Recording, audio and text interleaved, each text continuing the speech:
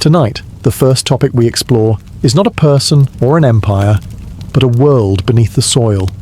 A quiet, earthy world filled with forgotten flavors and textures. These are the vegetables once grown by medieval farmers, tended with rough hands and simple tools, harvested not for supermarkets, but for stews in stone hearths and bowls of healing pottage. From bitter greens served to knights recovering from wounds, to root vegetables so hearty they fed entire families through frost and famine. These crops were once essential, and now most of us have never even heard their names. So before you get comfortable, as always, take a moment to like the video and subscribe to the channel, but only if you truly enjoy our content. And tell us, where are you watching from, and what time is it for you right now? Sometimes our stories are too interesting for sleep, and sometimes we do try to make them a bit boring for bedtime. Now, dim the lights, turn on a fan for some gentle background noise, and let's cover what we have for tonight. Together. Skirret, the sweet root of forgotten fields. In the quiet soil of medieval Europe, before the potato ever graced the continent, there was skirret, a name barely whispered today, yet once as common in cloister gardens and cottage plots as the leek or the onion. Skirret, Sium caesarum, if you wish to be formal, was a root vegetable, pale and tender, with a naturally sweet, nutty flavour. It was beloved not for its size but for its subtle charm, and it was particularly prized in monastic kitchens where flavour had to come from the land, not from far-off trade.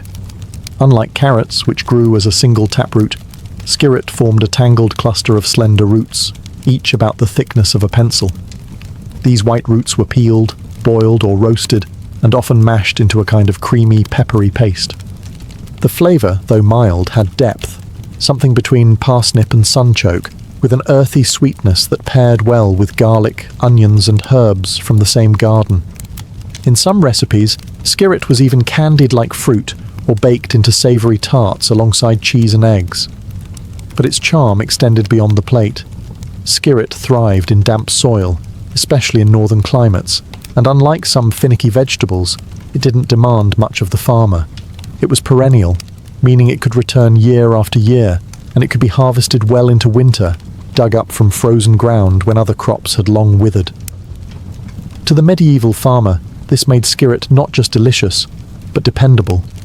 In many ways, it was the perfect peasant's crop. Yet it was not confined to poor tables.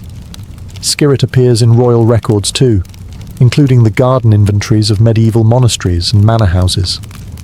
It was mentioned in herbals, praised for its wind-dispelling qualities and digestive aid.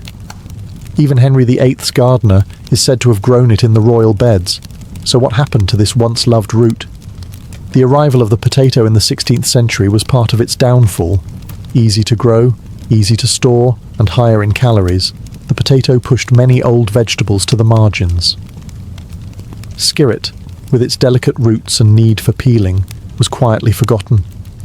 Yet beneath our feet, the seeds of history remain, and sometimes they just need a little light to grow again. Good King Henry, the forgotten green of the cottage wall. In the shadow of stone cottages and along the edges of fields, Good King Henry once reigned, not as a monarch, but as a plant. Known affectionately as poor man's asparagus, this perennial green was a faithful companion to medieval peasants, growing where little else would. Its dark green leaves and tender shoots offered nourishment year after year, needing almost no care in return. Today, few recognize the name, yet in its time, Good King Henry was as vital as bread. The plant's name likely has nothing to do with royalty. Some believe Henry may come from old Germanic roots, meaning home ruler, referencing its closeness to households and its dependable nature. Others suggest it was named after a local folk figure, a protector of the land. Whatever the origin, the name stuck, and the plant became a staple in peasant gardens across Europe, especially in Britain and the Alps. Its most prized parts were the young shoots, which were harvested in early spring and boiled like asparagus. Soft, slightly bitter, and deeply green, these stalks were among the first fresh foods available after a long winter. Later in the season, The large triangular leaves were picked and cooked like spinach, often stirred into potages, lentil stews, or rustic pies. Though not delicate in flavour, they were rich in iron and vitamins, an essential boost for hard-working farmers and their families. But Good King Henry was more than just a food source. Its seeds were ground and used medicinally. Its roots were sometimes dried and stored. Even the ash of its burned leaves was used in early soap making.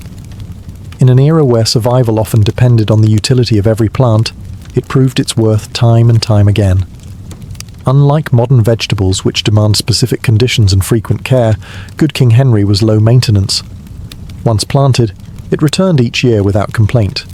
It could grow in poor soil, near stables, or along garden fences.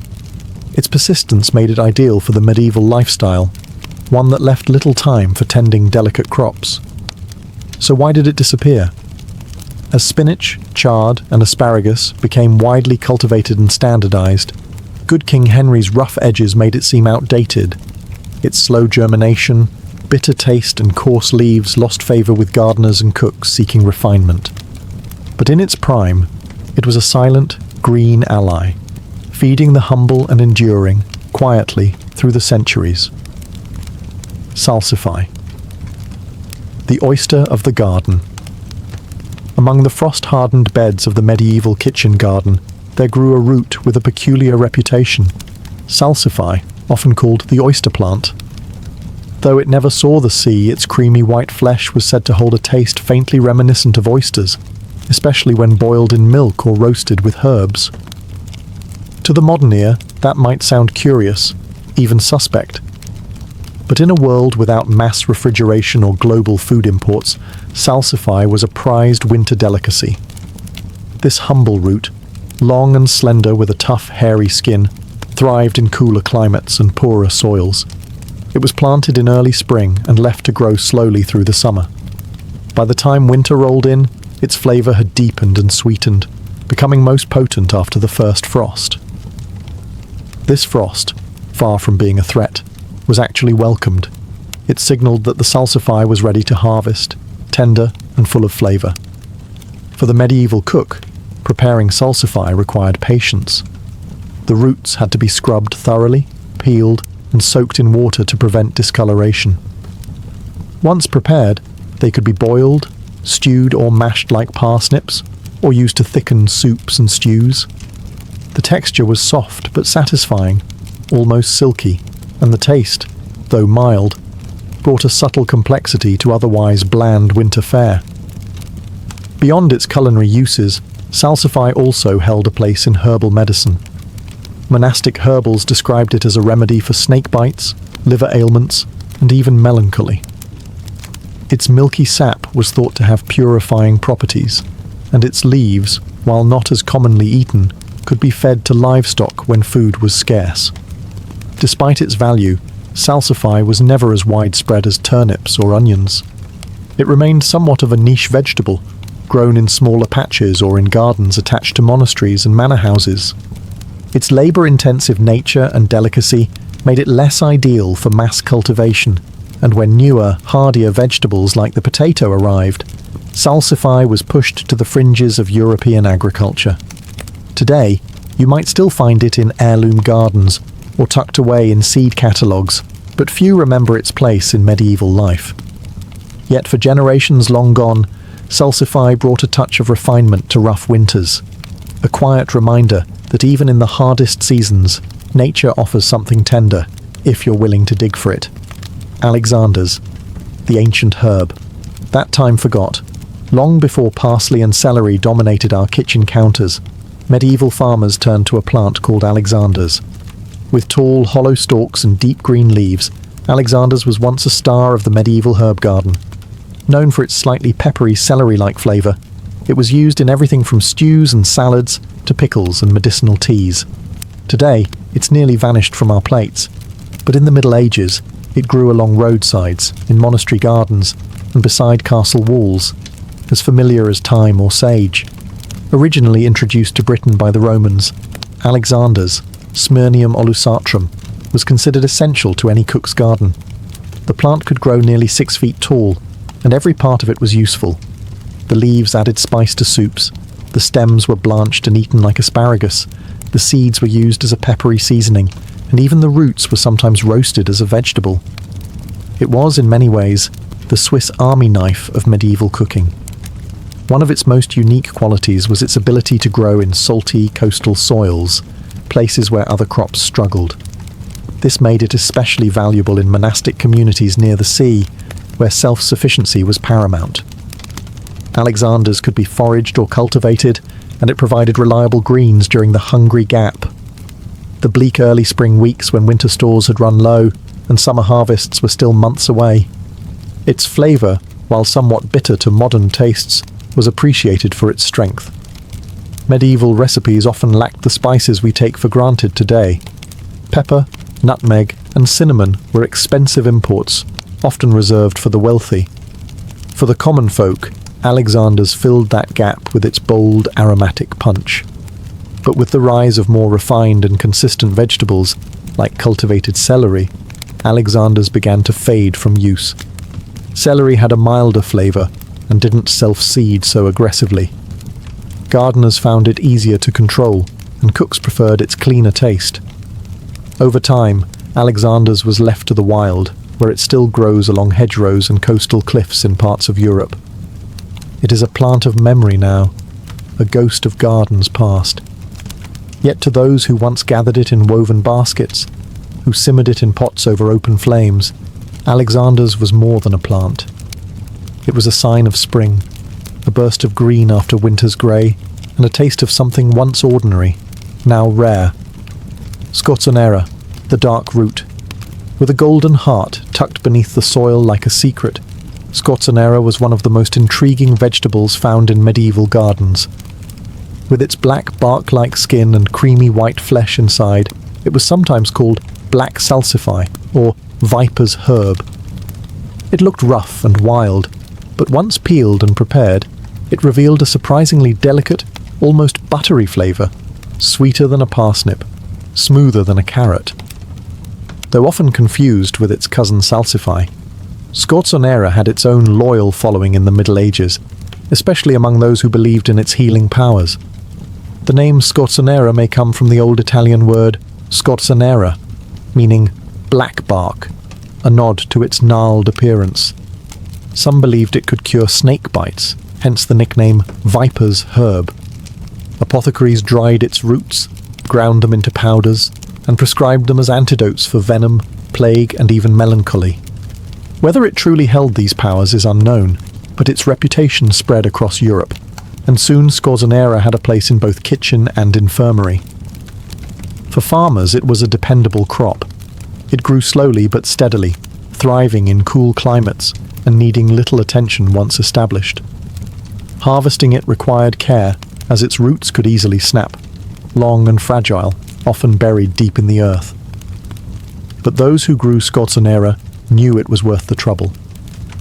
After a harsh winter, the promise of its soft, nutty flavour was enough to coax any cook into the garden with a spade.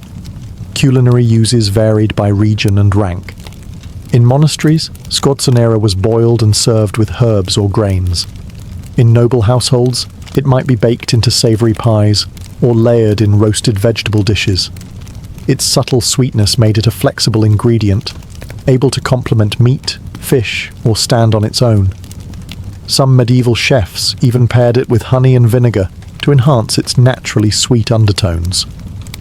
Despite its value, Scorzonera eventually faded from popularity.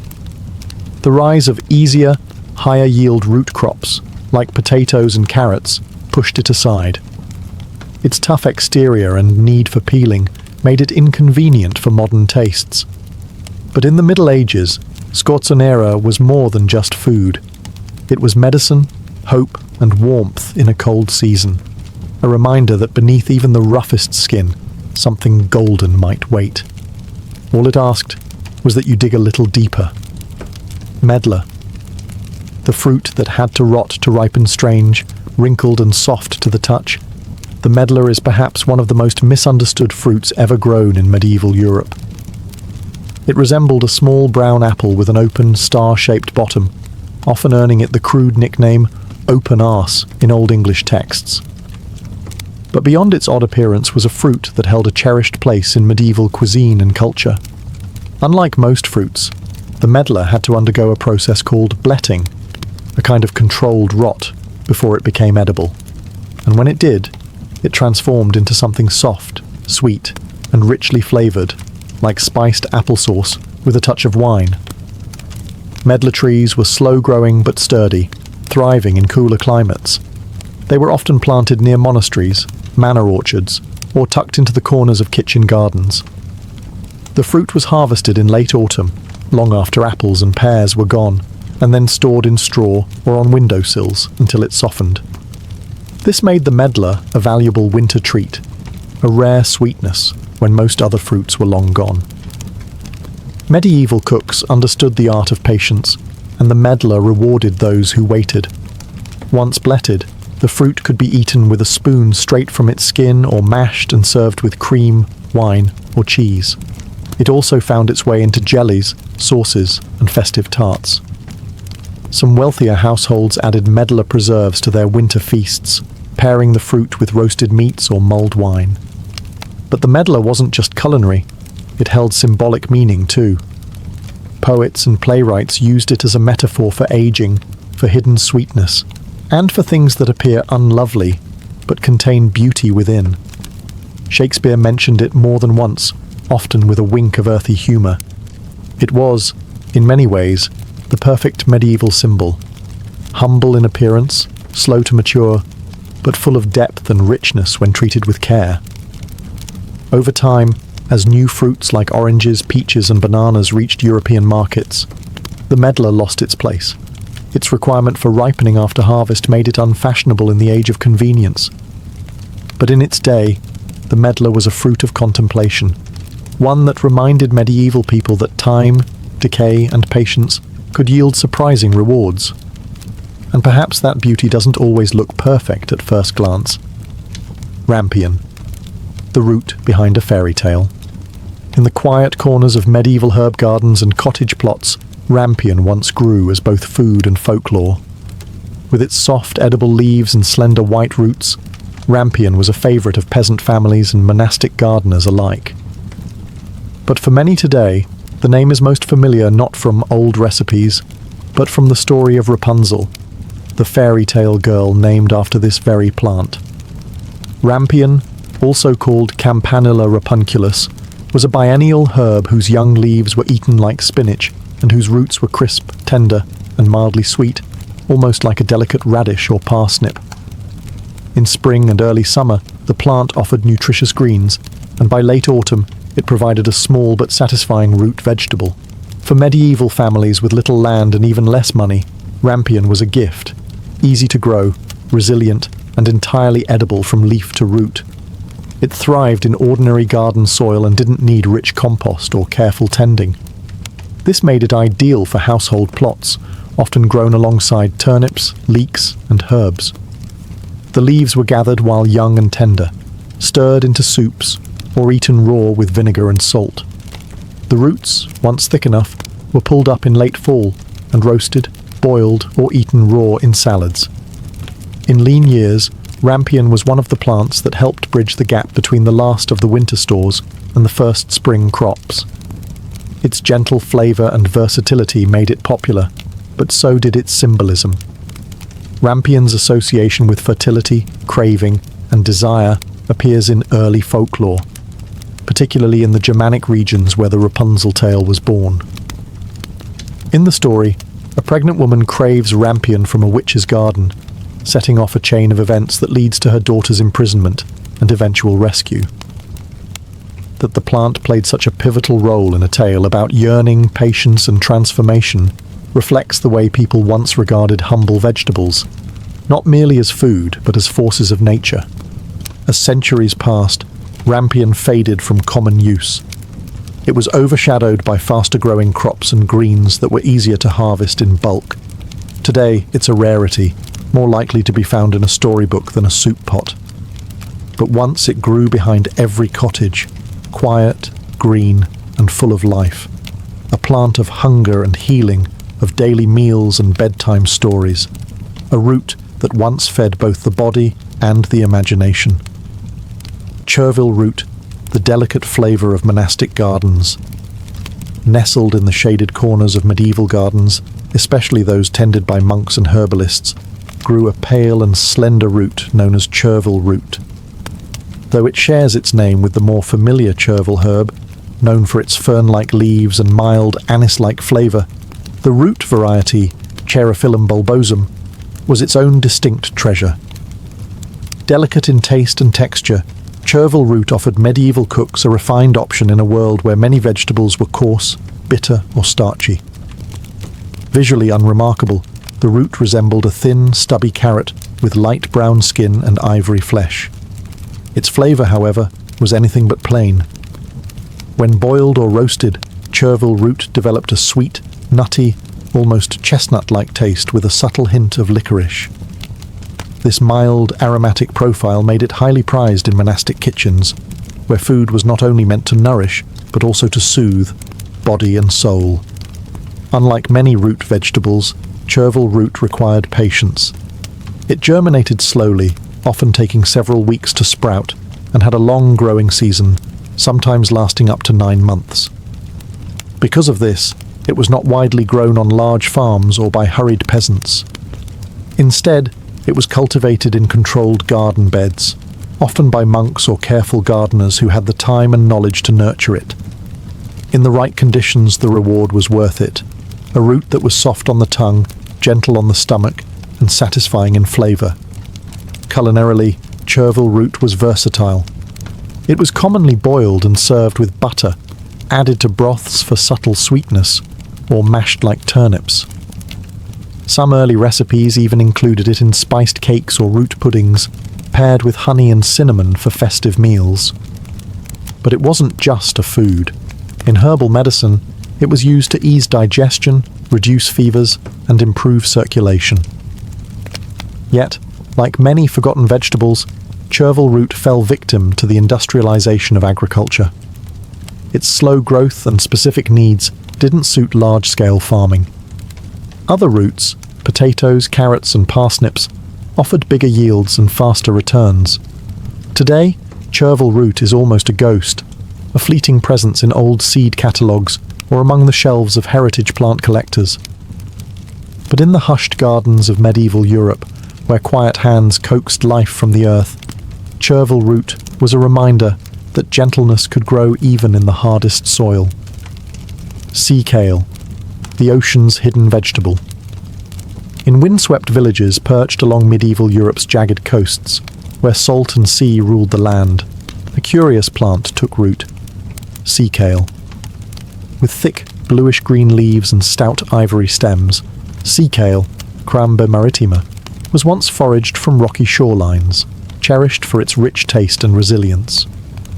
Long before it was cultivated in inland gardens, coastal farmers and foragers gathered it from the wild, seeing in its hardy form both nourishment and novelty.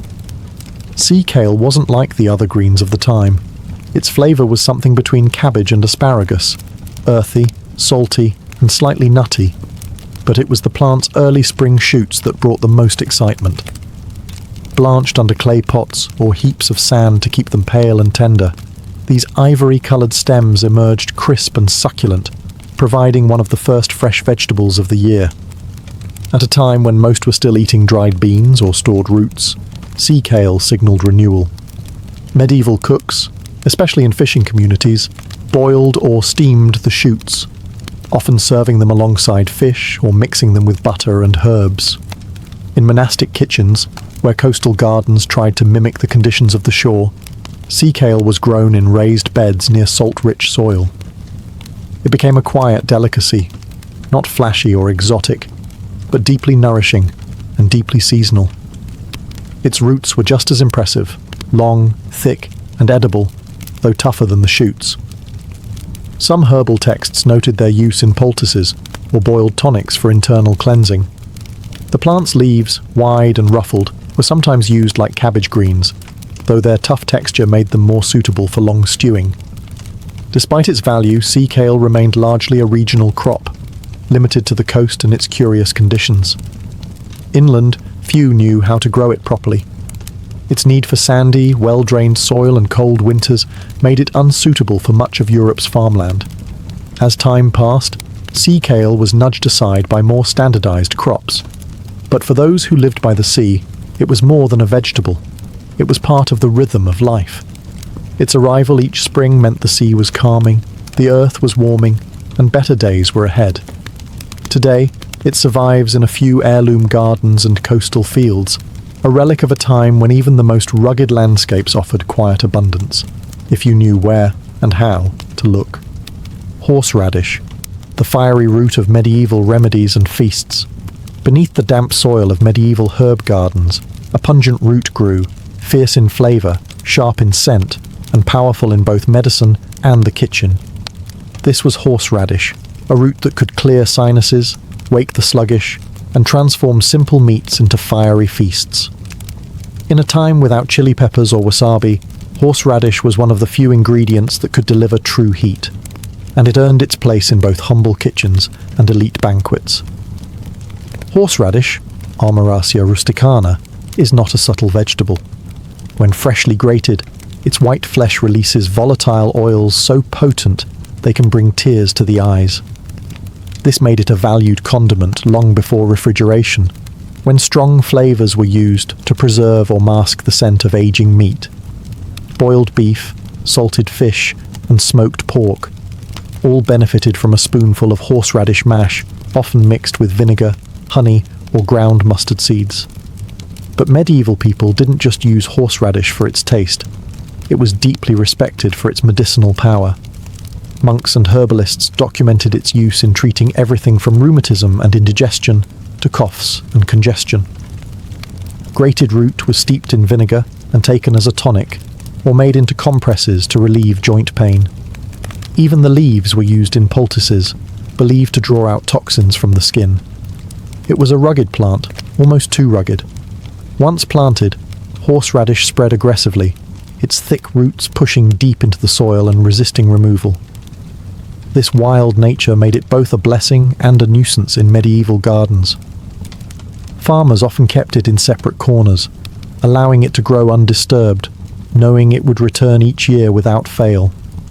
Its role in feasts was especially notable during winter and spring, when heavy meats needed cutting and fresh herbs were scarce. Horseradish brought brightness and heat to otherwise dense meals. It also played a role in early seasonal rituals and religious traditions, often associated with purification and rebirth, especially around Easter in Central Europe. Though still known today, horseradish has largely been reduced to a condiment in modern cuisine. But in the Middle Ages, it was more than a fiery flavour. It was a cure, a challenge, and a mark of culinary boldness. For the medieval farmer, it was a root that reminded them the earth could bite back, and sometimes that was exactly what was needed. Parcelle, the lost hybrid of two kitchen staples. In the medieval garden, where every plant had to earn its place through usefulness and hardiness, there once grew a quiet hybrid, Parcelle. As the name suggests, Parcelle was a natural blend of parsley and celery, sharing traits with both yet standing apart as its own modest treasure. While today it's nearly unknown, in its time, Parcelle offered cooks and healers a double blessing, the aromatic leaves of parsley with the crisp stalks of young celery. Parcelle thrived in the same kind of well-drained, fertile beds that monks and farmers used for their everyday herbs. Its leaves were finely serrated and dark green, much like flat-leaf parsley, but with a slightly fuller body. The stems were firm and mildly crunchy, not quite as thick as celery, but sturdier than parsley's usual thin stems. This made the plant incredibly versatile. You could chop it finely to flavour stews, toss the stalks into broths for depth, or chew it raw as a digestive aid. In an age where imported spices were rare and costly, Parcelle's ability to add complexity to food with just a handful of leaves made it a favoured herb. It was frequently used in potages, lentil dishes, or mixed with barley and leeks in rustic countryside meals. In noble kitchens, where flavour mattered as much as presentation, Parcelle provided both, delicate flavour and attractive garnish in one plant. Its usefulness didn't end in the kitchen. Parcelle, like its parsley and celery parents, was valued medicinally. Monastic herbals described its leaves as cleansing and warming, used to stimulate appetite or relieve water retention. It was chewed after meals to freshen breath and soothe the stomach, and infusions were made to aid digestion and reduce swelling. Despite its promise, parsley never reached the widespread popularity of either of its parent plants. As time passed and cultivated celery grew into a larger, more tender variety, parsley was gradually forgotten. It was too subtle for mass farming and too delicate to survive in rougher soils without care. Gardeners stopped saving its seeds. Recipes stopped mentioning it. Today, it survives only in obscure botanical texts and heirloom seed collections, a shadow of a flavour once known by hand and taste, not by name. But in the medieval world, parsley was a small miracle, 2 plants in one, grown not for flash, but for flavour, comfort, and quiet utility. Lovage, the spicy giant of the medieval herb garden. Standing tall like a green sentinel at the back of the garden, lovage was one of the boldest and most useful plants in the medieval farmer's world. With thick, hollow stems and glossy, celery-like leaves, lovage, Levisticum officinale, wasn't just a flavourful herb. It was a culinary powerhouse, a medicinal mainstay, and in many households, a leafy guardian that returned year after year. In taste, lovage was intense, sharp, spicy, and aromatic, like a concentrated blend of celery and parsley with hints of anise. It added immediate depth to even the simplest pottage or stew. Just a few leaves could transform a pot of barley and onions into something that tasted far richer than the ingredients suggested. Both peasants and noble cooks appreciated its strength. It stretched thin supplies and flavoured meats, grains, and even cheese-based dishes with an assertiveness few other herbs could match. Cooks used every part of the plant. The young leaves were chopped and mixed with beans or grains. The stalks, often blanched, were eaten like celery or used to stir soups, infusing the pot with flavour. Even the seeds were gathered and ground, used like fennel or caraway in breads and herbal liqueurs. And the roots, thick and gnarled, were boiled into tonics or grated into healing pastes. In monastic medicine, lovage was seen as a warming herb, stimulating digestion and soothing sore throats. It was prescribed for everything from kidney troubles to flatulence. A tea made from lovage seeds or roots was believed to ease menstrual pain and calm nervous energy. Its pungent aroma also made it a natural air freshener. Sprigs were sometimes laid out in kitchens or carried on one's person to ward off illness. Lovage grew tall, often up to 6 feet, and came back stronger each year. Its perennial nature made it a favourite among time-strapped farmers who valued crops that could fend for themselves. But this very boldness may have led to its decline. As gardening trends shifted toward milder, more controlled flavours, lovage was gradually replaced by gentler herbs like parsley and chervil. Still, in the world of medieval gardens, lovage held a place of honour. It was large, loud, and unapologetically flavourful. A plant that asked for little and gave back in abundance.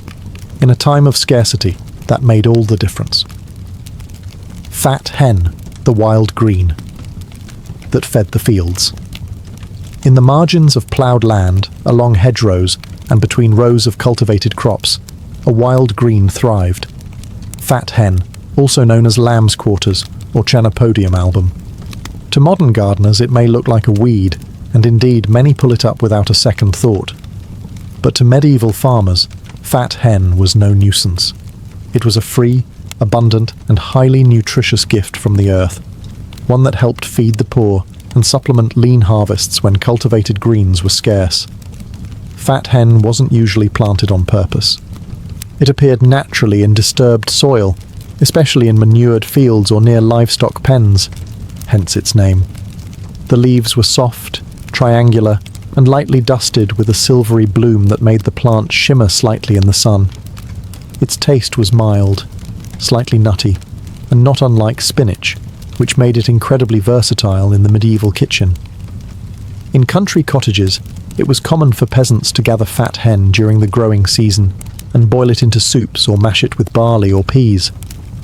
Because the plant was so easy to identify and abundant, even children could forage for it. It required no tools, no seeds, and no land ownership, just a pair of hands and a bit of local knowledge. It was the people's green.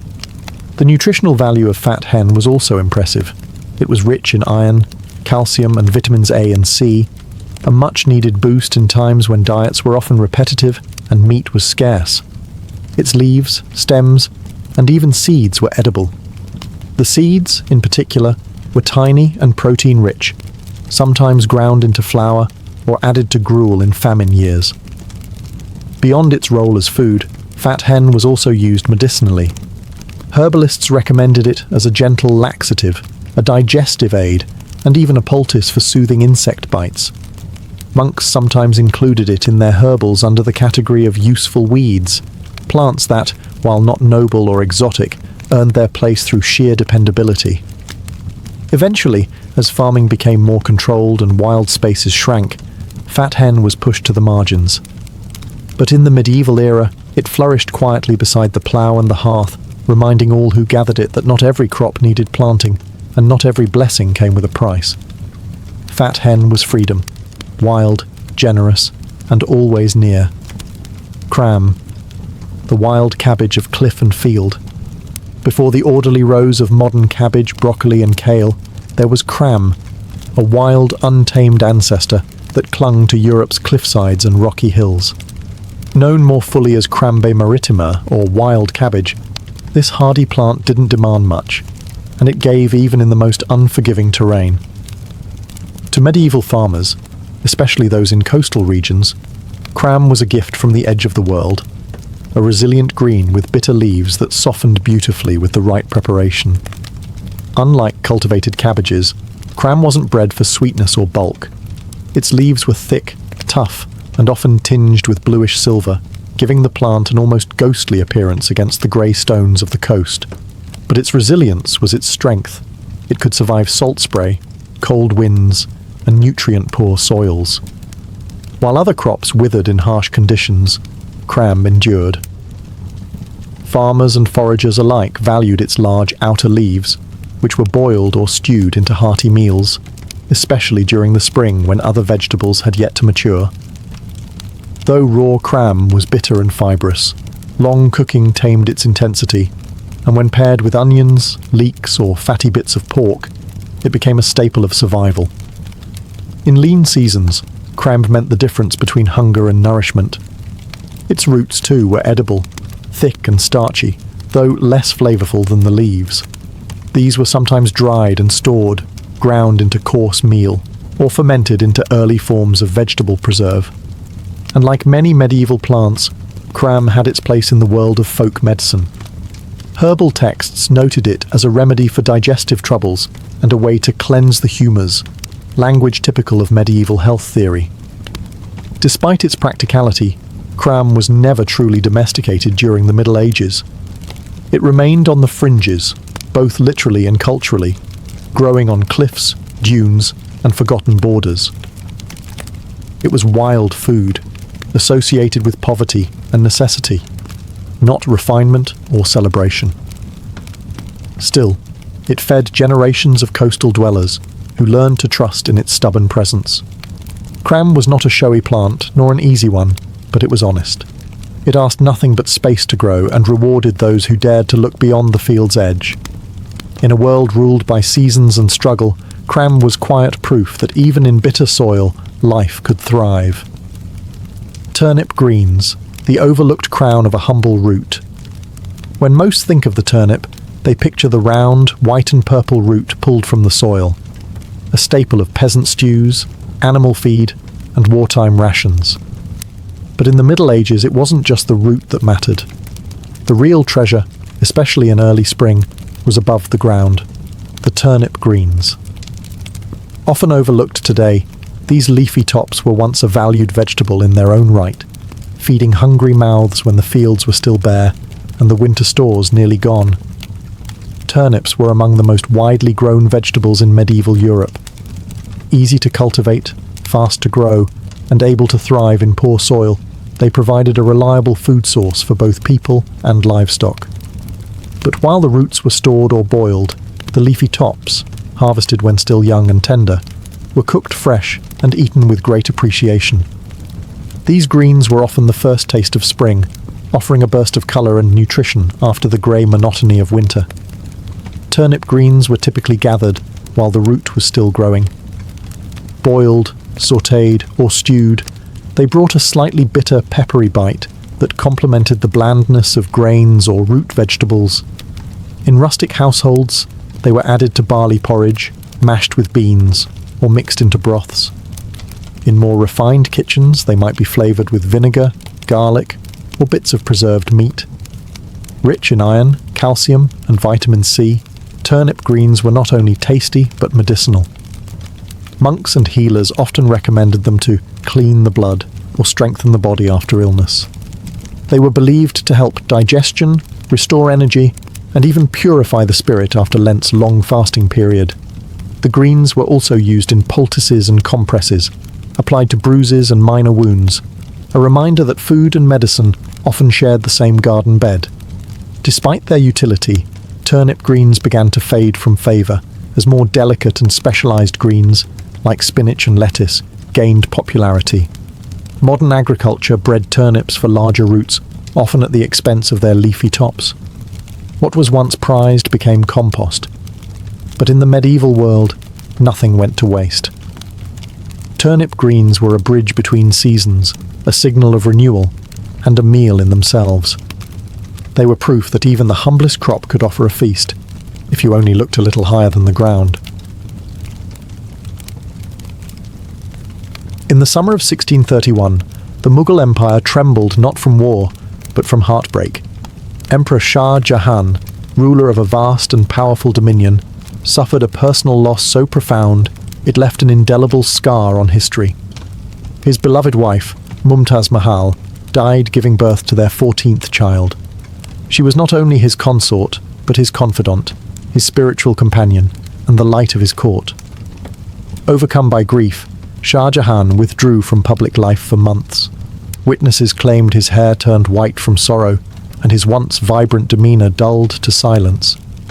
But from this deep mourning, something extraordinary was conceived, an idea not of war or conquest, but of timeless beauty.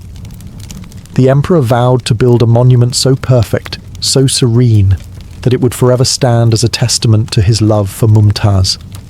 It would be her eternal resting place, and through it, her memory would never fade. This idea would become the Taj Mahal, not merely a tomb, but an architectural expression of eternal devotion. Shah Jahan spared no expense. He envisioned a structure that would reflect the very heavens, rising in pure white marble, as if untouched by time or sorrow. He imagined a garden that would symbolize paradise, a dome that would mimic the celestial sphere, and symmetry so flawless it would mirror the divine order of the cosmos. Every element would be intentional, poetic, and sacred. To bring this vision to life, he summoned the greatest minds and hands of the empire and beyond. Architects from Persia, artisans from the Ottoman Empire, calligraphers from Baghdad, and masons from across India. It would be a union of cultures, much like the Mughal court itself, and it would take more than 2 decades to complete. Yet even before the first stone was laid, the Taj Mahal existed, in the mind of a grieving emperor who transformed his anguish into art. His vision wasn't just of a mausoleum, but of an earthly paradise where love could defy time and memory could be carved in stone. From Shah Jahan's sorrow came one of humanity's most enduring wonders, a marble promise whispered through centuries.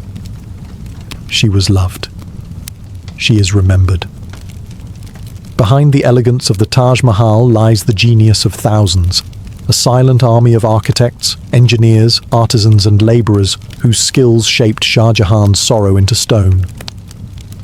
At the helm of this immense undertaking was Ustad Ahmad Lahori, widely believed to be the chief architect. A Persian-trained master, Lahori was more than just a builder. He was a visionary, capable of translating abstract ideas like devotion, grief, and paradise into architectural form. But he was not alone. The Taj Mahal was a fusion of expertise drawn from across the Mughal Empire and beyond. Shah Jahan gathered specialists from the far corners of his realm: Turkish dome designers, Persian garden planners, Indian stonecutters, and Central Asian tile masters. It is said that over 20,000 workers laboured on the site, and more than 1,000 elephants hauled materials from distant lands. The Mughal treasury bore the weight of the costs, but to Shah Jahan, no sum was too great for love. Each artisan brought a piece of the world with them. From Persia came calligraphers who would inscribe verses from the Quran across the marble surfaces in elegant black script. From Bukhara and Samarkand came inlay artists who would press semi-precious stones, lapis lazuli, jade, turquoise and carnelian, into white marble in floral designs that seemed to bloom from the stone. From Rajasthan and Gujarat came the finest masons, with years of experience carving and polishing the hard, translucent marble known as Makrana stone. And yet, even with such a vast array of talents, the project maintained an astonishing unity of vision. This harmony was possible because of meticulous planning. The architects employed complex geometrical calculations, scaled blueprints, and full-sized templates. Every part, from the base platform to the minarets to the central dome, had to be designed with perfect proportionality and symmetry. The result was not just a building, but a masterpiece of collaboration, a synthesis of architectural traditions and technical mastery. While Shah Jahan may have been the soul of the Taj Mahal, these builders were its hands. Without them, his grief might have faded into silence. But through their labour, his mourning became a marvel. A palace of sorrow turned into a poem of light, shadow, and enduring love. Long before the glistening marble walls of the Taj Mahal rose to the sky, the work began deep below, with a foundation that had to support not just the weight of stone, but the burden of memory, empire, and eternity. The site chosen was along the Yamuna River in Agra, its flowing waters symbolizing the eternal stream of paradise. But the proximity to the river also posed a challenge: how to ensure stability in soft, potentially shifting ground. Engineers devised a solution that was both ingenious and bold. They created a deep stone platform, reinforced with layers of rubble and well foundations, a kind of floating base that would distribute the immense weight of the mausoleum and its surrounding structures. A series of brick wells were filled with compacted stone and rubble, acting like anchors, while large wooden platforms tied everything together. This method not only stabilized the soil, but protected the monument from the erosion and seasonal flooding of the Yamuna. Once the foundation was secure, attention turned to the materials. The most iconic of these was the luminous white marble, quarried from Makrana in Rajasthan, over 300 kilometers away. This marble was prized for its purity, translucence, and ability to reflect light, a choice as symbolic as it was practical. It gave the Taj Mahal its heavenly glow, changing hues with the sun: pink at dawn, pearly white at noon, golden at dusk, and silver by moonlight. But the marble was only part of the story. Red sandstone formed the structural core of many surrounding buildings. Semi-precious stones from across the known world were brought in for inlay: jade and crystal from China, turquoise from Tibet, lapis lazuli from Afghanistan, onyx from Persia, and even sapphires and rubies from Sri Lanka. These were used to create the intricate floral mosaics that adorned the walls, floors, and ceilings.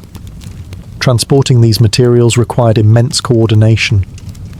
Elephant caravans, ox-drawn carts, and river barges created a logistical web stretching across continents. Artisans set up workshops right on the construction grounds, carving, polishing, and fitting stones with painstaking precision. Every material in the Taj Mahal, from the smallest gemstone to the vast marble slabs, was chosen with care, not just for beauty, but for meaning. The very bones of the monument were selected and arranged to whisper love through architecture, to hold sorrow in stone, and to endure across the centuries. Crowning the Taj Mahal is its most iconic feature, the Great Central Dome. towering nearly 73 meters above ground, the dome is both a marvel of engineering and a symbol of celestial perfection. It rises from the center of the tomb, like a full moon suspended above the earth, a visual anchor that draws the eye upward and inspires awe from every angle. For the Mughal builders, the dome was more than decoration. It was a metaphor for the heavens, the cosmic canopy under which love, death, and eternity unite. The dome's design follows the classic Persian double dome technique. This means it has two shells, an inner dome visible from inside the tomb chamber, and a larger outer dome that dominates the skyline. The inner shell preserves the correct proportions within the space, while the outer shell creates grandeur when viewed from the gardens and afar. Between the two lies a hollow chamber that both lightens the structure's weight and enhances its acoustic resonance. Constructed of marble and crowned with a gilded finial, the dome was a test of balance and symmetry. Engineers had to ensure it sat perfectly atop the central chamber's octagonal drum, distributing its massive weight evenly without warping the structure below. To do this, they used intricate calculations and a series of support arches hidden within the drum. The outer dome was carefully tapered, its silhouette flaring gently before narrowing to a perfect point. A shape that mirrored the geometry of a lotus bud, a sacred symbol in both Hindu and Islamic art. Atop the dome is the kalash, a brass finial inlaid with gold that combines Hindu and Islamic motifs. Below, 4 smaller domed kiosks, or chhatris, frame the central dome, adding visual harmony and balance. These smaller domes echo the main one, reinforcing the architectural rhythm and enhancing the monument's majestic skyline. Inside, the echo chamber of the inner dome was designed to amplify the sound of prayers or whispered verses. The acoustics are so finely tuned that a single spoken word can reverberate softly across the chamber, as if the tomb itself breathes. The dome of the Taj Mahal is not just a structural achievement. It is a sculpted sky, a visual poem written in stone. It turns grief into beauty, and sorrow into something that rises, eternally, toward the divine. The Taj Mahal is often admired for its beauty, but beneath that beauty lies an invisible language, one of geometry, symmetry, and sacred proportion. Every inch of the monument is governed by precise mathematical planning, reflecting not just architectural genius, but a deep philosophical belief that harmony in structure mirrors harmony in the cosmos. For the Mughals, symmetry was sacred. It was order amidst chaos, eternity within time. At the heart of the Taj Mahal's layout is the principle of bilateral symmetry, a perfect mirror image balance on either side of the central axis. The mausoleum, the reflecting pools, the flanking mosques and guest pavilions, even the surrounding gardens, are laid out with an exactness that feels almost supernatural. This symmetry isn't just horizontal. It extends vertically as well, in the dome, the minarets, and the raised marble platform that elevates the tomb above all else. The mausoleum itself is a square within a square, following the hasht bihisht, 8 paradise chambers, floor plan often used in Islamic architecture. The central chamber is surrounded by 4 smaller rooms, all perfectly proportioned and aligned. From the massive marble screen to the inlaid flooring patterns, geometric motifs repeat and echo in a seamless rhythm. Circles, octagons, and star shapes flow across the walls and ceilings, symbolizing unity, the infinite, and the divine. Even the minarets, towering at the 4 corners of the platform, lean slightly outward. This was not a flaw, but an intentional design choice, made so that if they ever collapsed, they would fall away from the tomb rather than onto it. Yet their placement is mathematically precise, framing the tomb like punctuation around a sacred verse. The gardens too are part of this architectural script. Inspired by Persian charbagh, 4-part gardens, they divide space into perfect quadrants, symbolizing the Quranic vision of paradise, flowing water, blooming flora, and divine order. The central water channel reflects the image of the Taj, creating a literal and symbolic mirror of the structure's perfection. Through this sacred geometry, the Taj Mahal becomes more than a building. It becomes a map of the universe, a manifestation of love brought into balance with the eternal. Each line, each angle, each pattern whispers the same message: that in perfect order lies transcendence, and that love, when shaped by symmetry, becomes divine. As you approach the Taj Mahal, your eyes are drawn not only to its marble mass and majestic dome, but to something more delicate: the black script that winds around its arched entrances, like poetry carved from shadow. This is calligraphy, and on the Taj Mahal, it isn't mere ornamentation. It is sacred language, eternal verse, and a visual bridge between the earthly and the divine. The calligraphy was crafted by Amanat Khan, a master calligrapher from Persia, and it features passages from the Quran, carefully chosen to reflect themes of judgment, paradise, and divine mercy. One of the most striking inscriptions found over the main gateway reads, "O soul, thou art at rest. Return to the Lord at peace with him, and he at peace with you." These words were not simply written. They were inlaid into the marble using pietra dura, a method of embedding black marble or onyx into white stone to create a permanent, unweathered contrast. The size of the lettering was also an optical feat. As the text ascends the facade, the letters increase in size to account for perspective, ensuring that to a viewer standing on the ground, the script appears uniform. It's a subtle design that speaks to the monument's mathematical precision and visual harmony. But calligraphy was only one part of the Taj Mahal's intricate surface artistry.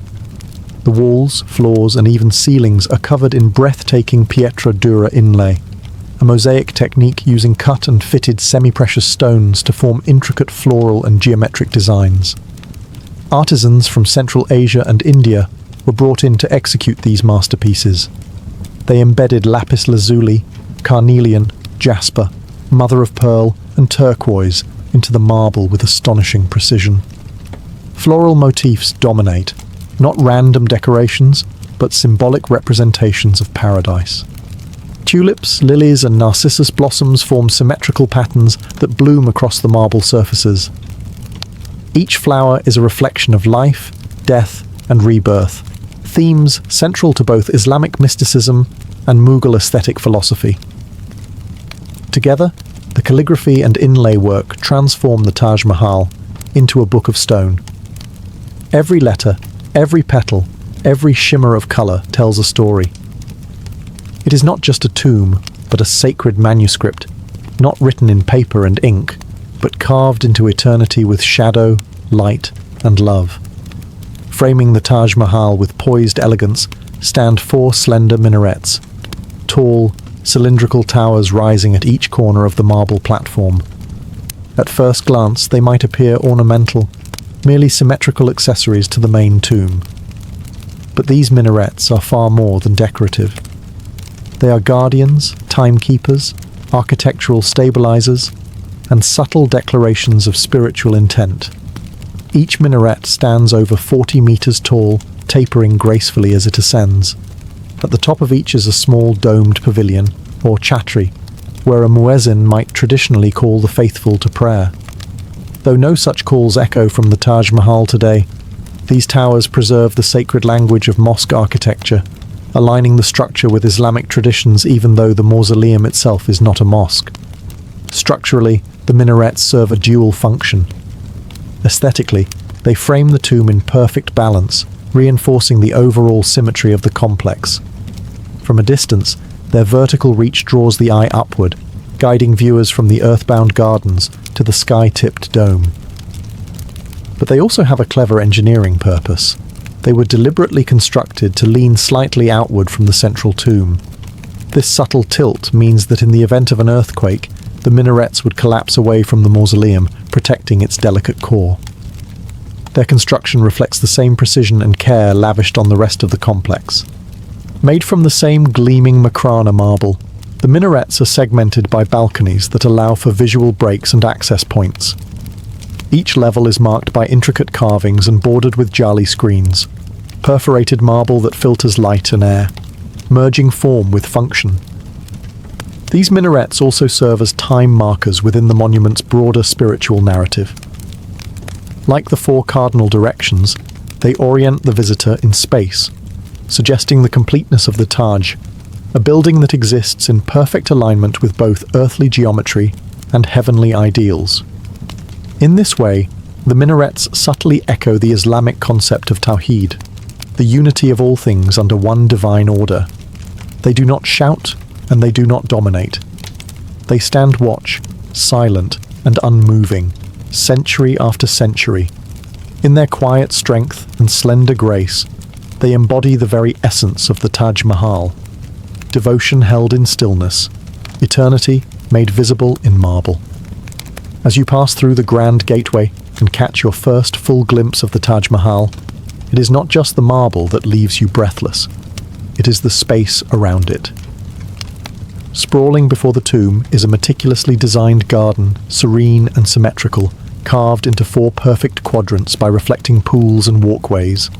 This is the Charbar, a Persian-inspired layout symbolizing paradise itself, not simply a place to rest, but a vision of eternity in bloom. The concept of the Charbagh has deep roots in Islamic art and culture.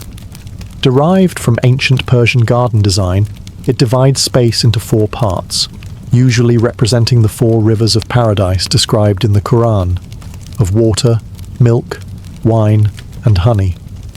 At the heart of this layout stands the tomb, positioned as the spiritual center, the soul's destination in the afterlife. But Shah Jahan's Taj Mahal garden made a subtle and revolutionary change. Traditionally, in Charbagh designs, the tomb is located at the center. Here, however, it is placed at the northern edge, along the banks of the Yamuna River. Scholars suggest this was to allow the tomb to be reflected endlessly in the river, symbolizing the soul's passage beyond this world into the eternal flow of divine presence. The garden itself was planted with cypress trees, symbolizing death and eternity, and flowering trees like pomegranate and jasmine, representing life and renewal. Beds of herbs, roses, and flowering shrubs lined the paths, their scents rising gently with the morning mist.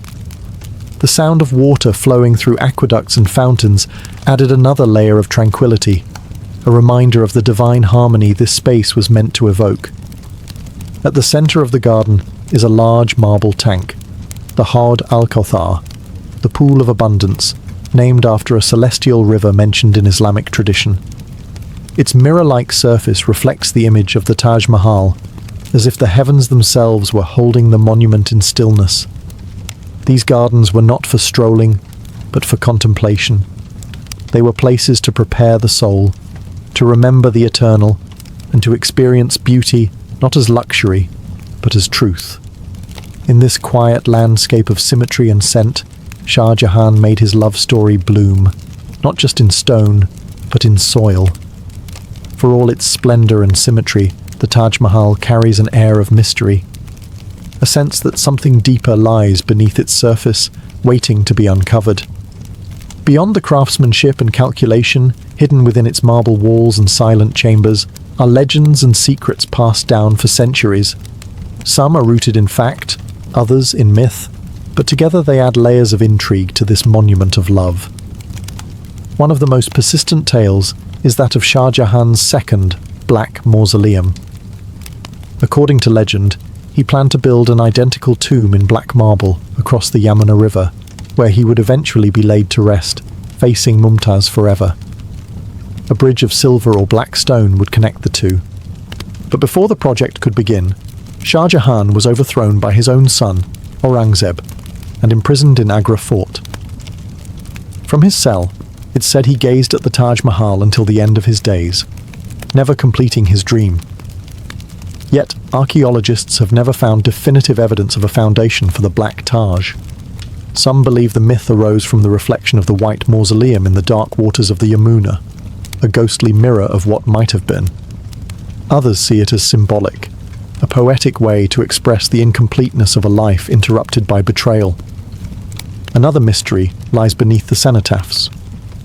While the central chamber displays the ornate false tombs of Mumtaz and Shah Jahan, their true graves lie in a simple crypt directly below. These real tombs are unadorned and modest, in keeping with Islamic tradition, a sharp contrast to the grandeur above, and a reminder that death, in the end, strips all things bare. Then there are the architectural anomalies, staircases that lead nowhere, sealed chambers beneath the platform, and missing inscriptions scholars have yet to decode. Some speculate these were part of a larger plan left unfinished, others suggest they were sealed off for spiritual reasons or structural safety. And while many believe the legend that artisans had their hands cut off to prevent the Taj Mahal from ever being replicated, there's no historical evidence. Only the echo of a ruler's devotion taken to imagined extremes. In the end, the Taj Mahal's greatest secret may be this: that it continues to whisper stories in silence, not because it hides the truth, but because love, the kind that built it, is never finished. Long before the invention of written language, cities, or organized religion, early humans found a way to speak, through color. Some of the oldest evidence of art dates back over 100,000 years, and at the heart of this visual expression was ochre, a naturally occurring pigment formed from iron oxide-rich minerals. In red, yellow, and brown hues, ochre became the first palette of the human spirit. The oldest known use of ochre comes from the Blombos Cave in South Africa, where archaeologists discovered pieces of ochre engraved with geometric designs, dating back nearly 75,000 years. Nearby were grinding tools and shell containers that suggest early humans weren't just using ochre randomly. They were mixing it, storing it, and applying it with purpose. These were the first painters, alchemists of earth and fire. Across continents and eras, ochre appears as a constant in prehistoric art. In the famed caves of Lascaux in France and Altamira in Spain, red ochre formed the outlines of bison, deer, and human figures. These images weren't just decorative, they were ritualistic, symbolic, deeply tied to survival and spirituality. Some historians believe ochre was used to summon animals in hunting ceremonies, while others see it as a marker of early shamanic practices. Red ochre, in particular, was associated with life and death. It mirrored the colour of blood and was often applied to the bodies of the dead in burial rituals. Skeletons from Paleolithic graves have been found stained in red, as if painted for a journey beyond. In this way, colour became more than expression. It became memory, protection, and prayer. But ochre wasn't only spiritual. It had practical uses too. When mixed with animal fat or water, it could be used as sunscreen, insect repellent, or a sealant for tools and hides. The same pigments that painted walls also preserved skin and bone, showing how deeply colour was woven into the fabric of daily life. These ancient pigments mark the beginning of art history, a legacy not of words but of vision. Ochre was humanity's first brushstroke, a signal that we were more than animals. We were creators, we were storytellers. And even in darkness we reached for colour to say, we were here. To the ancient Egyptians, colour was never arbitrary. It held power, symbolic, spiritual, and even magical. Every hue in their art, architecture, and ritual objects was chosen with intention, reflecting their complex worldview where the divine and mortal were always intertwined. Among their most important colours were blue and green, tones not easily found in nature, and therefore highly revered. Blue in particular was associated with the heavens, the Nile, and the sacred qualities of life and rebirth. Yet blue pigments were rare in the natural world, so the Egyptians created their own, Egyptian blue, the first synthetic pigment in recorded history. Made by heating a mixture of sand, copper, and calcium in a kiln, this vibrant hue was ground into powder and mixed with water to create a paint used on statues, tomb walls, and even sarcophagi. It wasn't just colour, it was chemistry, ritual, and innovation rolled into one. Green carried similarly potent meaning. It symbolised vegetation, fertility, and eternal life. Osiris, god of the afterlife and resurrection, was often depicted with green skin, a direct metaphor for his role in rebirth and regeneration. The pigment used for green was typically derived from crushed malachite, a copper-rich mineral. The stone was imported from the Sinai and ground into fine powder, then applied to everything from temple walls to the eyes of statues. Malachite was also used cosmetically. Egyptian nobility and priestesses adorned their eyelids with it, believing not only in its aesthetic charm, but in its protective properties. It was thought to ward off evil and to grant strength and clarity of vision, both literally and spiritually. These pigments weren't just decorative. They formed part of Egypt's visual theology. Blue and green adorned amulets, mummy wrappings and religious texts, symbolizing purification, divine presence, and the eternal cycle of life and death. Even in funerary practices, these colors were carefully applied to ensure safe passage into the afterlife. The Egyptians were among the first to bind color to cosmic order. Their blue wasn't just sky, it was the breath of the gods. Their green wasn't just earth, it was immortality in mineral form. In their hands, color became both language and talisman, a palette not only for art, but for eternity. In the grand forums of Rome and the gilded halls of Byzantium, color was more than decoration. It was identity, hierarchy, and control. Among all colors, crimson reigned supreme. Deep, vivid reds were reserved for emperors, priests, and the elite. To wear certain shades was to display power. To create them was a triumph of nature, wealth, and sometimes cruelty. One of the most precious pigments of the ancient world was Tyrian purple, a deep red violet extracted from the glands of the murex sea snail. Harvesting it was laborious and gruesome. Tens of thousands of snails were needed to produce just a few grams of dye. The resulting color was rich, long-lasting, and pungent during its creation. Because of its cost and scarcity, it became a symbol of imperial power. Roman senators wore purple-edged togas, and emperors eventually claimed exclusive rights to wear it fully, solidifying its role as a visual shorthand for divine rule. As Rome transitioned into the Byzantine Empire, crimson and purple maintained their status, but became even more politically charged. Empresses gave birth in the porphyra, a chamber lined with purple stone, so their children could be declared born in the purple, a phrase that denoted legitimate royal birth. Purple ink was used to write imperial decrees, and possessing or wearing the color without permission could be considered treason. But while Tyrian purple dominated courtly life, another pigment surged in artistic spaces: vermilion. Derived from cinnabar, a red mercury sulfide mineral, vermilion was ground into a brilliant, slightly orange-red pigment. It became a favorite for wall frescoes, manuscript illuminations, and religious iconography. The Romans used it in frescoes at Pompeii, while Byzantine artists blended it with gold leaf to illuminate sacred texts and icons. Red, in this context, was layered with symbolism: the blood of martyrs, the fire of the Holy Spirit, the passion of Christ, and the might of empire. It glowed in mosaics and manuscripts, shimmered on priestly robes, and blazed from the domes of sanctuaries. In Rome and Byzantium, color was a system of signs, a language written in pigment and fabric. Crimson didn't just catch the eye, it commanded obedience, marked divinity, and wrapped itself around history like a royal mantle.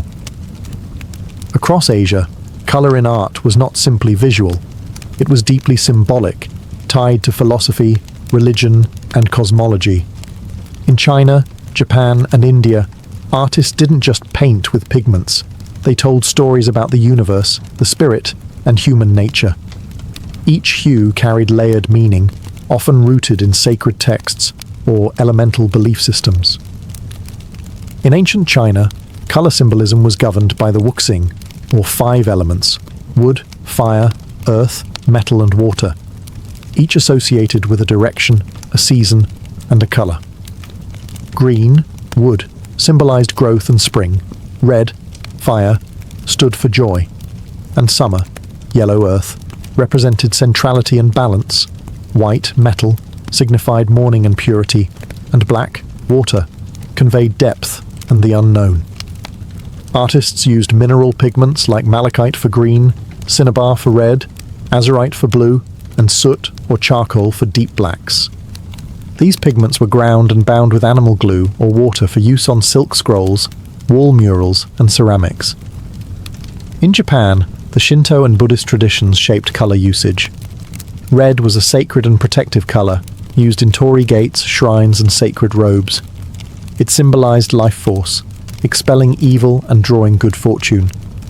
Indigo, derived from fermented AI plants, became a national staple in textiles and prints, offering both beauty and resistance to insects and decay. Artists in the Edo period used natural pigments for woodblock prints, including beni, safflower red, and gunjo, ultramarine blue, combining aesthetic elegance with symbolic intention. In India, colour was inseparable from spiritual identity. Hindu deities were often associated with specific hues. Vishnu with blue, symbolising infinity, Lakshmi with gold, reflecting wealth and prosperity, and Kali with black, embodying time and destruction. Artists used gulal, coloured powders, mineral-based paints, and vegetable dyes to decorate temples, manuscripts, and textiles. Red, derived from madder or sindoor, signified purity, marriage, and sacrifice, especially in rituals and bridal attire. These Asian traditions didn't treat colour as passive decoration. Each pigment was chosen for its spiritual vibration, its place in nature's cycle, and its ability to communicate truth beyond language. Colour became a portal between the physical and the metaphysical, whether brushed onto scrolls, woven into cloth, or painted onto the bodies of gods. In the East, the spectrum was sacred. In the medieval and Renaissance periods of Europe, no colour carried more mystery, reverence, or cost than blue, especially the rare, deep ultramarine made from ground lapis lazuli. This brilliant stone, mined almost exclusively in the mountains of what is now Afghanistan, became one of the most prized pigments in art history. Transported across dangerous trade routes and more expensive than gold, lapis was ground by hand into powder and mixed with oil or egg tempera to create a glowing blue paint. Ultramarine, meaning beyond the sea. Ultramarine wasn't just a pigment, it was a status symbol. Because of its expense, it was often reserved for the most sacred parts of a painting. The robes of the Virgin Mary, the heavens, or angelic figures. Its use conveyed both spiritual and financial devotion. Patrons who commissioned works featuring ultramarine made clear not only their wealth, but their piety, as placing such precious blue on Mary's robes symbolized divine grace, purity, and heaven itself. The technical preparation of ultramarine was painstaking. Raw lapis lazuli contains impurities, so artists or their assistants would grind the stone, knead it with wax and lye, and wash it repeatedly to extract only the finest pigment. This delicate process made the colour's radiance all the more miraculous. It shimmered with a richness and depth no other blue could replicate. While ultramarine dominated altarpieces and religious panels in Italy and Northern Europe, another blue, azurite, was more affordable and widely used, though it lacked the brilliance of lapis. Artists like Giotto, Fra Angelico, and later Michelangelo used both, often layering azurite beneath ultramarine for intensity. The Renaissance also witnessed a growing understanding of light, perspective, and atmospheric colour. Blue began to appear not only in sacred imagery, but in skies, landscapes, and clothing, as a symbol of distance, dignity, and calm. The colour shifted from the purely divine to the emotional, expressing melancholy, mystery, or majesty. Yet even as artists explored new styles and techniques, ultramarine remained a kind of visual gold. It spoke of effort, faith, and the longing to capture the infinite on canvas. In Renaissance art, blue was not just a colour, it was transcendence, powdered and painted by hand. Among the most emotionally charged colours in the history of art, red has always carried weight, of blood, love, rage, sacrifice, and divinity. In the medieval and Renaissance worlds, artists relied on two principal red pigments, vermilion and madder. Each had its own texture, origin, and symbolism, and together they painted the emotional core of countless masterpieces. Vermilion, a vivid orange-toned red, was derived from cinnabar, a naturally occurring mineral made of mercury sulfide. Toxic and precious, cinnabar was mined carefully, crushed, and refined into a pigment so vibrant it seemed to glow. Vermilion was favoured for its intensity and permanence, and it became a staple in illuminated manuscripts, frescoes, and altar paintings. It marked divine presence, sacred blood, and heavenly fire.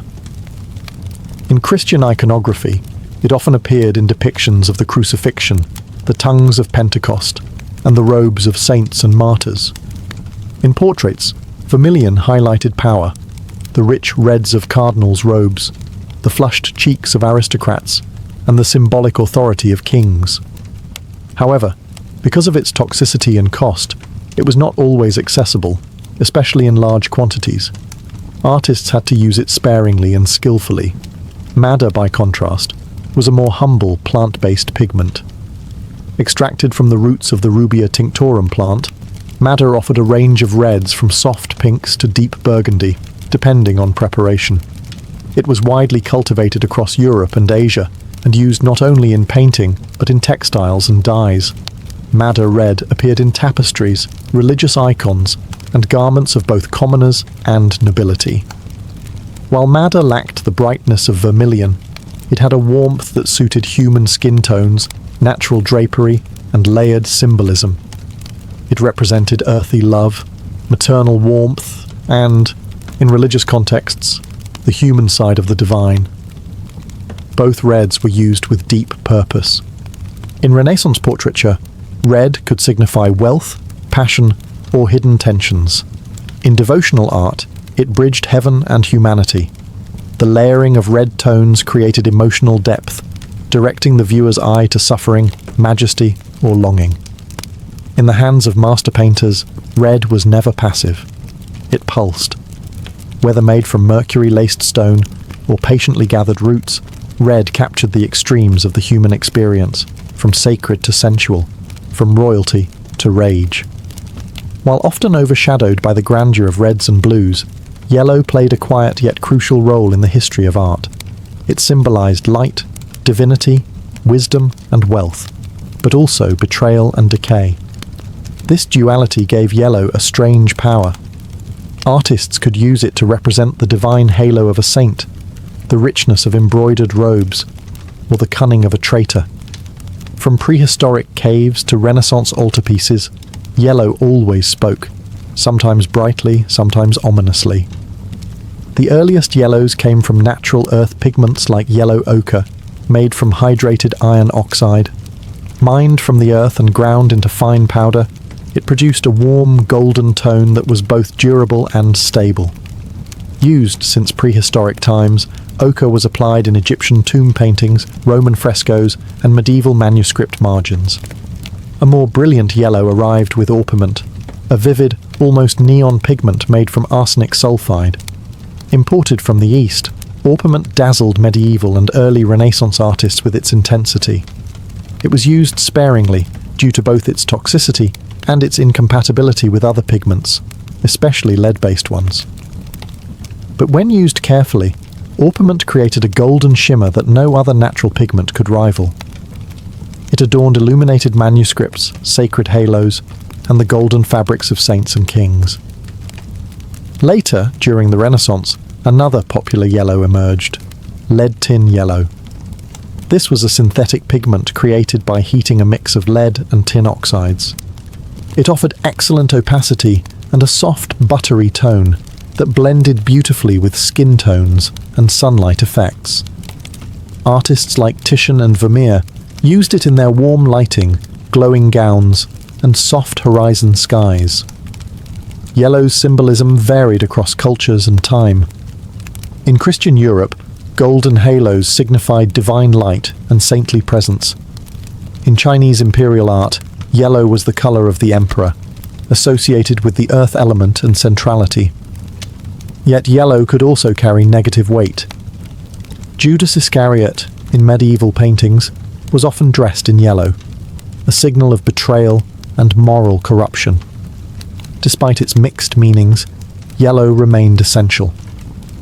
It illuminated the shadows, added radiance to robes, and cast divine light into earthly scenes.